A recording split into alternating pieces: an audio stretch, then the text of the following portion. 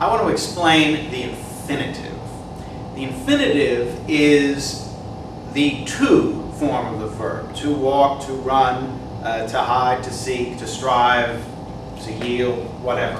Now, the infinitive, although it is obviously related to verbs, is never itself a verb. The part of speech of an infinitive phrase is either an adjective, an adverb, or a noun.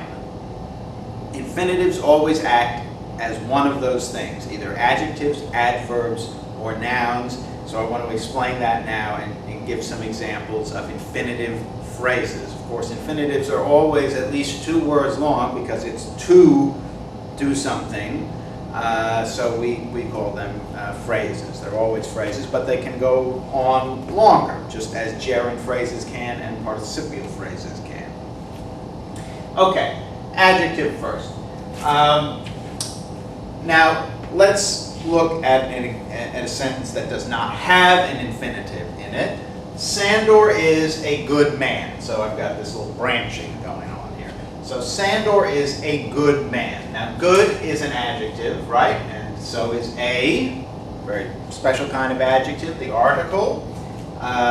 So what kind of man? What kind of man is Sandor? A good man. That's what kind of man. Good is an adjective. Words that answer that question, what kind of, are adjectives. So let's look at this sentence. Sandor is a man to watch. He's on the ball, that Sandor. He's a man to watch. What kind of man is Sandor? A good man. What kind of man is Sandor? A man to watch. So to watch is answering the same question that good is answering in this sentence, and that shows you that to watch is functioning in the same way as good is, namely as an adjective. So here is an example of an infinitive phrase functioning as an adjective, modifying man. So infinitives can function as adjective. You know, the 5:42 is the train to catch. Which train? The train to catch. So to catch there is functioning as an adjective. All right. Now, as an adverb, as a phrase that answers a question when, where, why, how, Sandor worked. Now again, let's look at something that we were comfortable with. Sandor worked constantly. How did he work? Constantly. How? That's an adverb question. So, and constantly, I mean, that looks like an adverb, right? Ly and the whole 9 yards. So, Sandor worked constantly. Sandor worked to earn money. Why did Sandor work? To earn money. That's why. So, to earn money is a infinitive phrase, and it's functioning as an adverb, and it's modifying worked. Why did he work? To earn money. That's why. That's why.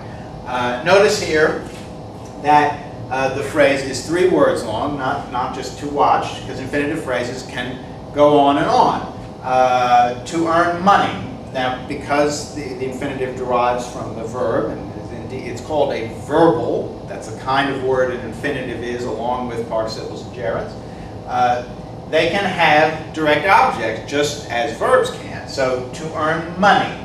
And the phrase could go on and on. Sandor worked to earn money for the repairs on his house. Now the infinitive phrase would be to earn money for the repairs on his house. You can go on and on. But there it is. It's functioning as an adverb. And the final way that infinitive phrases can function is as nouns. Down here, he wanted. Now let's see. Wanted, that's a verb that generally takes direct objects, a transitive verb. He wanted a dress. That's what did he want? A dress, that's what. So, a dress, obviously, that's a noun. He wanted a dress. He wanted to plague his enemies. What did he want? To plague his enemies, that's what. So, to plague his enemies. That is an infinitive phrase, and it is functioning as the direct object of wanted, but it's functioning obviously also as a noun. Objects are nouns, direct objects are nouns. Or, more simply, he wanted to write. Now we're back to that short and sweet infinitive phrase without anything else, without any objects or anything else hanging off of it. It's just he wanted to write, but to write there is functioning as a noun, as the direct object of wanted. So, infinitive phrases, obviously very common, very important. They can either be adjectives, adverbs, or nouns.